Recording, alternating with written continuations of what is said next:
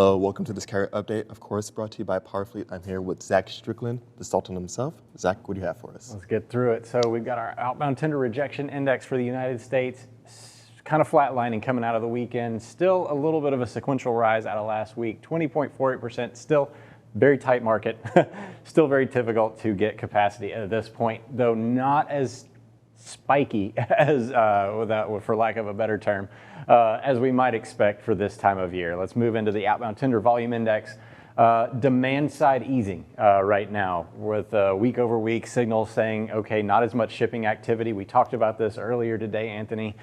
Probably they've been in peak season for so long, they're taking a little bit of a break. They're actually going to use Thanksgiving for a vacation, at least a little bit. This is not some huge decline in activity, maybe a little bit more freight going to the spot market right now directly, because they just don't have time to mess around with the contracted stuff, potentially. Although spot rates for van still showing a little bit of signs. We'll get an update on that tomorrow that we'll dive into a little bit deeper there, but not the same type of environment that we saw last year at this point, where things were getting tighter, more freight was getting pushed, et cetera.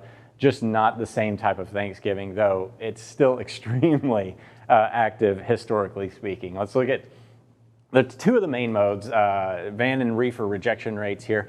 Reefer having a very polarizing experience compared to van. We've got 38.78 tender rejections for the reefer sector still, and the trend line is very horizontal, if not up, whereas van is going down right now. This is going to be one to watch moving forward on the reefer side of things. The refrigerated demand still extremely high, still a lot of imbalance in that market, whereas the van contract rates, everybody's kind of figured out, okay, we're getting more money. We're now able to reposition our equipment. Obviously, there's a lot more van trailer equipment out there right now than the reefer side. So a little bit more easily managed side of things. And also Southern California.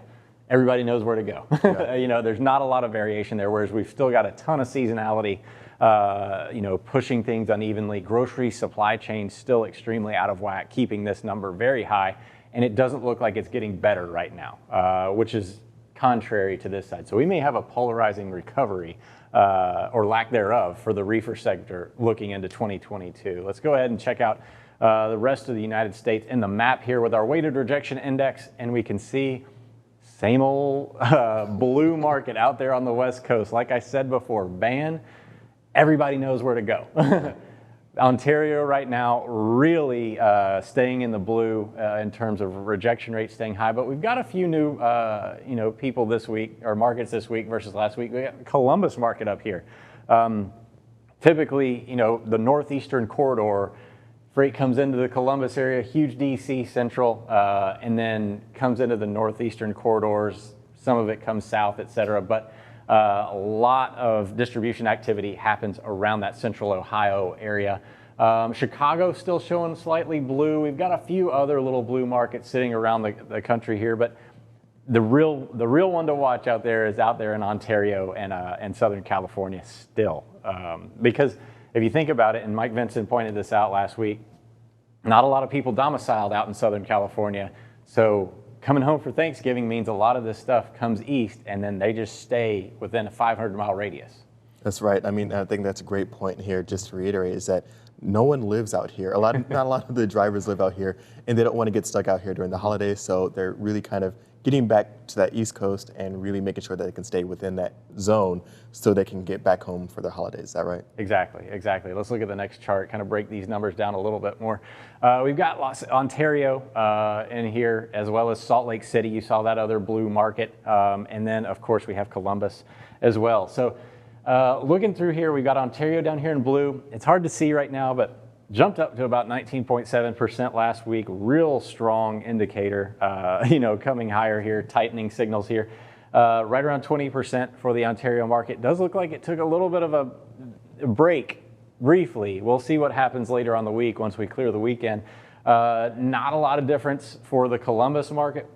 Columbus, of course, coming out of a trough. This looks like what we would expect for a holiday signal traditionally out of a Columbus market, jumping over 20.8%, slightly above the market national average.